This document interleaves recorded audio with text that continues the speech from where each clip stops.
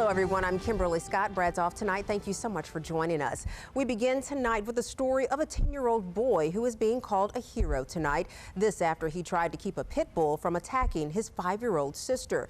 Joy Howe is live in the newsroom with tonight's big story. And Joy, the young man, he faced a very scary situation, but you know what? It was his sister, so he didn't back down.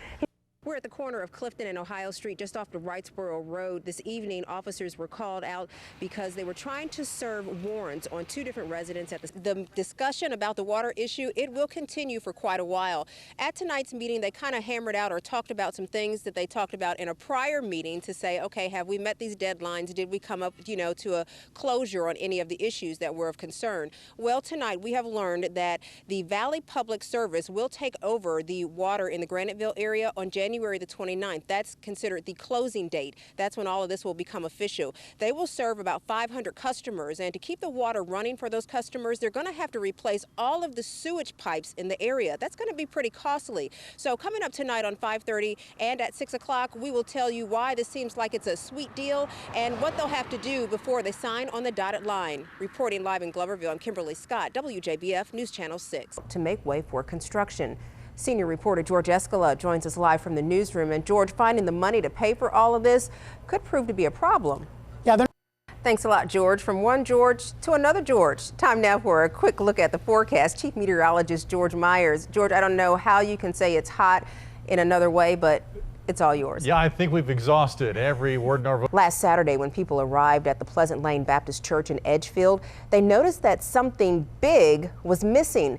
It was their 100-year-old bell made of solid steel, and it weighed more than 700 pounds. Now, why would somebody steal that bell? And better yet, how did they manage to get it out of there? Kate Rayner went to Edgefield to find out. News Channel 6, sports coverage you can count on. Well, hello, I'm Kimberly Scott. Chris Kane is out tonight, but we have sports as we begin with the College World Series action as Clemson was in action today in Omaha. The Tigers beat top national. Thanks a lot, George. Well, it can be considered the latest chapter for downtown Augusta. The city's new library is open for business, and it's been a long battle to bring Augusta's book lending into the 21st century, but all of that work has finally paid off. Count on senior reporter George Escala joining us now. Now, George, this one could be said it's for the history books. That's right. Good advice there. Well, the Department of Homeland Security points out that identity theft is a growing problem. They say the more information you give out about yourself, the easier it is for someone else to pretend to be you. Still to come, postal workers are up in arms. Why they say cutting your mail on the weekend. And as we mentioned earlier, today's the first day of summer, so Mother Nature is whacking it to us. That's true, and usually it takes a while for July and August, but for us the heat has already been building. I was going to say, George, we've been sitting on the sun for the past 17 days. So unless a nice tropical storm. Or a tornado. Yeah. Nobody gets hurt in it, but no, we don't want any of those. It'll cool us off. Sure. Thanks, George. After the break, saying bye-bye. We close the capsule tonight with prosecutors asking for a psychiatric evaluation for Anthony Saxon. Now, he's the Keysville man. It's a picture-perfect ending that was months in the making. That union started here. The whole purpose behind Prayers for Baby Logan was because we had a match. Everything was great. He was admitted the night before surgery. They found out that she couldn't donate to him. 2-year-old Logan Guess had renal failure and needed a kidney transplant. Katrina and Shannon were former high school classmates who lost track of each other until they reconnected on Facebook. So Shannon posted a Prayers for Baby Logan on Facebook, and I just for 2 weeks just kept going back to it, and the Lord just kept saying that was it. So this mother of 4 started the process in February of 2010, and 4 months later she was able to give a kidney. I feel honored and grateful to be able to help save a life and be a part of a miracle.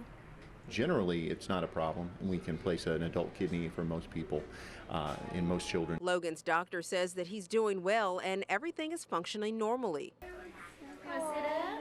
Look, they match. Look how cool that is. Mine are pink. And before this, his eyes were completely black. I mean, he just looks good. His color, everybody that's seen him just says how good he looks. Katrina, who has a 2-year-old of her own, says Logan deserves a chance. And I thought, if I was in that position, I would want somebody to do the same for me.